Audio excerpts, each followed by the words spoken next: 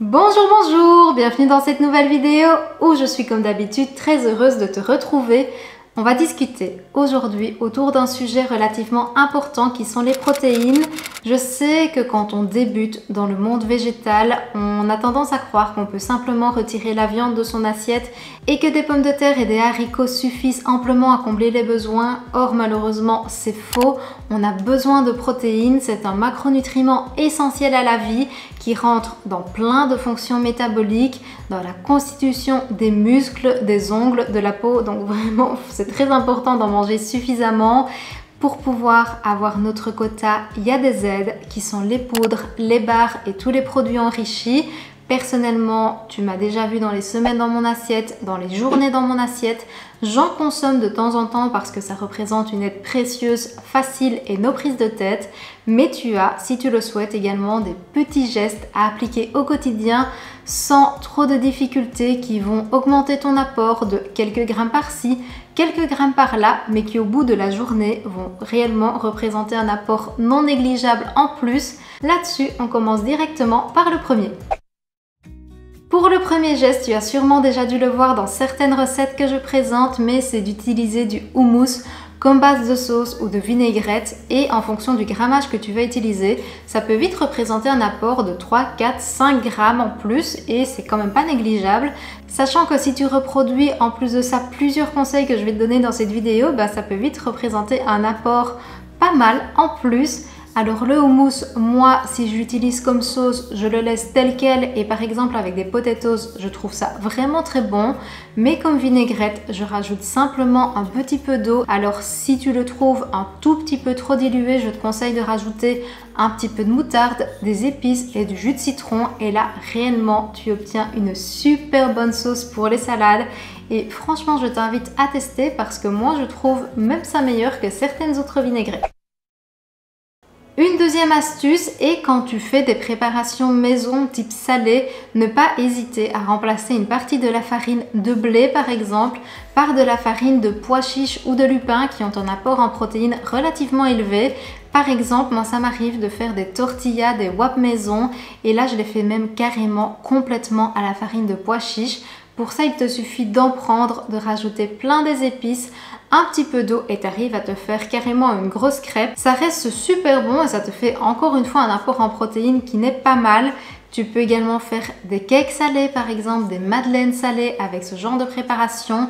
Mais là, je te conseille plutôt de mélanger de la farine de blé avec de la farine de pois chiches ou de lupin parce qu'elles ont un goût quand même relativement fort, donc c'est mieux de faire des mélanges dans ce cadre-là. Mais dès que tu as une recette avec plusieurs préparations salées, n'hésite pas du coup à faire tes petites popotes pour augmenter subtilement ton taux de protéines. Une autre astuce, et là ça va pas mal augmenter l'apport en protéines, c'est d'utiliser des pâtes de légumineuses, par exemple les pâtes de lentilles qui apportent 22 grammes de protéines aux 100 grammes. Ça va t'apporter également des fibres et des minéraux. Au niveau du goût, là c'est vrai qu'il y a une petite différence, mais vraiment en fonction des marques que tu vas prendre, c'est plus ou moins prononcé, plus ou moins dur sous la dent parce que je sais que c'est parfois ça le problème. Et moi par exemple, celles aux pois chiches de Coro, je les adore et on goûte absolument pas la différence. En fonction des marques que tu vas prendre, tu peux en trouver des pépites et te régaler quand même. Une autre astuce, je t'ai parlé du houmous pour faire tes vinaigrettes, mais tu peux également par exemple faire des sauces à base de beurre de cacahuète. Le beurre de cacahuète est extrêmement polyvalent vu que tu peux en ajouter dans des sauces aussi bien sucrées que salées. Il fait avec un curry un petit côté saté, comme ça moi je trouve ça extrêmement bon. Je fais également des sauces pour les pokéballs avec et c'est un délice. Tu peux aussi les faire pour tout ce qui est sauce burger. J'avais déjà fait une recette comme ça et elle était excellente. Pour les marinades par exemple, ça c'est vrai que c'est plus pour l'été, pour les brochettes de tofu, etc. Et en plus de ça, le beurre de cacahuète est l'un des beurres oléagineux les moins chers. Même à tartiner sur une tranche de pain, c'est réellement une purée à avoir qui te fait quand même un apport plus ou moins de 26 grammes de protéines par 100 grammes. Une autre astuce toute simple, c'est par exemple dans une salade, à la place d'utiliser des croûtons de pain, tu peux très bien utiliser des pois chiches grillés par exemple. Alors il y en a des tout préparés que tu peux acheter dans le commerce et du coup tu as plein de formats sous forme de fèves par exemple, de pois, et ça se trouve en ligne en général ou en magasin bio. Tu peux également les faire toi-même en faisant griller tes pois chiches au four avec plein d'épices. En fonction des saisons, tu peux développer plein de saveurs différentes. Ça représente également un snack très sympa pour l'apéro que tu peux manger à la place des chips.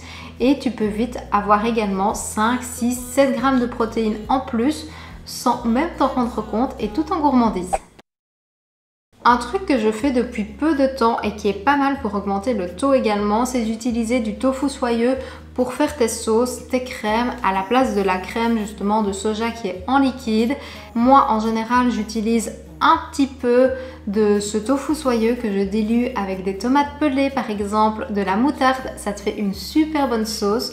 Tu peux également le faire avec du curry, ça donne un délice, et du beurre de cacahuète également. Là ça te fait du coup la petite sauce satée comme je te disais tout à l'heure. En fait ça imite un petit peu le côté liant de la maïzena et tu dois plus du tout en mettre. La crème est relativement épaisse et t'apporte pas mal de protéines en plus. Ça j'en ai déjà parlé dans 2-3 vidéos, notamment quand j'avais fait le crash test de l'application Trend Sweet Eat de Sissi, et dans la vidéo avec les snacks au chocolat, c'est d'utiliser de la poudre de protéines à mettre dans tes smoothies. C'est même dans les Nice Cream, en réalité ça fonctionne très très bien, mais c'est un apport vraiment très facile, les poudres de protéines.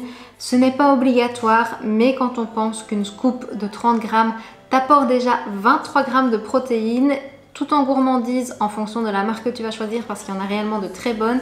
Ça permet également pas mal d'équilibrer les recettes vu que les smoothies t'apportent en général pas mal de glucides. Contrebalancé par des protéines augmente l'effet de satiété et permet d'avoir la digestion beaucoup plus longue. En ce qui me concerne, moi j'aime bien le faire de temps en temps, surtout justement quand je fais ce type de préparation, sachant aussi que pour les Nice Cream, moi c'est vraiment ce qui me permet de varier à l'infini les goûts, et je t'invite à tester ce type de recette, ce type de préparation parce que sincèrement c'est très très bon. Si tu as l'habitude de consommer du yaourt de soja en version nature, un petit geste simple qui te permet d'avoir vite des protéines supplémentaires, c'est de remplacer la version traditionnelle par la version grecque ou skyr. Au 100 g, on est vite à 3 g de protéines supplémentaires. Mais comme je t'ai dit, c'est l'ajout de petits gestes en plus qui vont considérablement augmenter ton taux de protéines sur une journée. Mais si tu en manges 200 g, 300 g, à l'air de rien, sur une journée, ça peut vite représenter un apport intéressant. Et franchement, moi je trouve que la texture est hyper bonne quand c'est les versions grecques ou skyr. Je sais que Alpro en fait, Provamel en fait, Sojasun en fait aussi, donc réellement toutes les marques s'y sont mises. Au niveau budget, j'ai pas l'impression qu'il y a une différence significative entre la version nature ou la version skyr ou à la grecque. En tout cas en Belgique, n'hésite pas à me le dire si en France il y a une grosse différence. Pour la texture, au-delà de l'apport en protéines, je t'invite réellement à faire ce léger switch parce que tu vas te régaler. Ce n'est pas pour rien que dans énormément de mes recettes, on peut voir apparaître de l'avoine, en plus d'être économique, délicieux, trouvable dans énormément de magasins. Il a également l'énorme avantage de t'apporter 14 g de protéines au 100 g. Donc quand tu te fais un porridge le matin plus des cookies l'après-midi, c'est quand même pas négligeable comme source. Un truc sympa à faire quand tu vois des recettes sucrées où il y a de la farine de blé, tu peux très bien remplacer une partie ou toute la farine de blé par les flocons. Tu les mixes ou pas, ça c'est à toi de voir pour en obtenir de la farine. Mais du coup ça réagit exactement de la même manière et tu peux te faire des gâteaux comme ça. Et ça te fait des apports en fibres, en plein de minéraux en plus. Et ça reste extrêmement bon. On le voit souvent donné comme conseil, comme astuce santé, etc. C'est d'utiliser du pain complet. Mais en plus d'apporter pas mal de fibres et de minéraux, ça t'apporte des petites protéines en plus. Encore une fois, ce n'est pas ce geste-là qui va combler tous tes besoins de la journée, mais ça te fait un petit apport supplémentaire. Comme je t'ai dit, 2 grammes par-ci, 2 grammes par-là sur une journée, ça peut vite faire une grande différence. Le pain complet est quand même un petit peu plus riche en goût. Si tu n'aimes pas, je t'assure que c'est une question d'habituer ton palais. En général, quand on est habitué au pain blanc, le pain complet, le pain plus riche peut nous sembler très très fort. Je te conseille de passer petit à petit à des pains un petit peu plus foncés. Donc par exemple, passer par un gris mêlé, puis par un gris, puis par un multicéréal, puis par un complet. Comme ça tu habitues progressivement ton palais, parce qu'effectivement si tu lui donnes du jour au lendemain du pain noir allemand alors que tu as l'habitude de consommer du pain blanc, il risque d'être un petit peu surpris. Mais quand on y va progressivement, il n'y a pas de raison que ça ne se passe pas bien. C'est une question d'éducation, de palais, de papilles gustatives.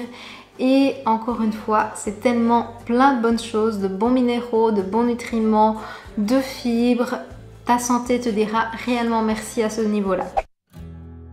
Ajouter une petite poignée de cacahuètes, de noix de cajou dans un plat pourra également complémenter ton apport. Les noix de cajou se marient particulièrement bien dans des plats indiens. Enfin, tu vas me dire les cacahuètes aussi. Les cacahuètes, je trouve que ça va super bien dans les pokéballs et au fait quasiment dans tous les plats, même dans les spaghettis, je trouve que ça fonctionne. En tout cas, ce qui est sûr, c'est que ça t'apportera du croquant, des bons minéraux, des bons lipides et un petit apport supplémentaire en protéines. Si de temps en temps tu achètes des produits type simili-carné en grande surface, en magasin bio, en ligne ou finalement peu importe, regarde quand même la valeur nutritionnelle qu'il y a derrière le produit, parce qu'ils ne sont pas tous équivalents. Certains peuvent apporter jusqu'à 20 grammes, si pas plus, de protéines s'ils sont à base de seitan, alors que d'autres sont à base de légumes et ne t'apportent que 2-3 grammes de protéines au 100 grammes. C'est très important de lire un minimum les étiquettes de ce que tu achètes, et c'est dommage aussi de se faire berner finalement par un produit en pensant que tu combles tes apports, alors que ce n'est pas du tout le cas, sachant qu'il y a des autres très bons disponibles sur le marché. Et pour le dernier conseil de cette vidéo, je voulais te rappeler les bases qui sont simplement d'équilibrer une assiette. Et ça, finalement, peu importe que tu sois omnivore, végétarien ou végétalien, les mêmes conseils s'appliquent pour tout le monde. Dans le monde végétal, je te suggère de ne pas oublier les légumineuses telles que les pois chiches, les haricots, les lentilles. Tu as également le tofu et le seitan qui sont un apport non négligeable. Si tu prends en plus de ça des protéines de soja ou de pois texturés, là tu as un apport très intéressant. Mais comme dans toute alimentation, on ne fait pas n'importe quoi et on essaie d'avoir nos apports. Bien évidemment, si un jour tu vas à l'extérieur et tu manges juste un plat de pâtes, c'est pas grave vu que l'équilibre alimentaire se fait sur plusieurs jours, sur plusieurs semaines. D'ailleurs, en termes de recommandations, selon l'OMS, on est à 0,8 g de protéines par kilo si tu es sédentaire. Si tu as une activité physique à ton travail, si tu fais du sport, si tu bouges un petit peu plus, là ce taux de protéines augmente. Il y a des sites extrêmement bien faits pour savoir un petit peu où tu en es, tels que Vegan Pratique. Et si tu nages complètement, je t'invite à te faire guider par un professionnel de la santé, type diététicien, diététicienne, nutritionniste, spécialisé dans l'alimentation végétale si possible, qui clairement pourra bien t'aider. Il y a énormément de sources dans le monde végétal, mais il ne s'agit pas de faire n'importe quoi en pensant qu'une pastèque, un kiwi et une pomme de terre peut combler tes apports, et c'est le cas finalement même pour les omnivores. Si ça t'a plu, n'hésite pas à me laisser un petit pouce bleu. J'espère sincèrement avoir pu te glisser quelques conseils par-ci par-là au cours de cette vidéo et que tu pourras appliquer quelques-uns de ces petits gestes au quotidien. N'hésite pas à t'abonner pour pouvoir voir du coup des mises en pratique dans des journées dans mon assiette, dans des semaines dans mon assiette, et tu verras que c'est vraiment nos prises de tête et très facile. Là-dessus, comme d'habitude, prends soin de toi et je te dis santé!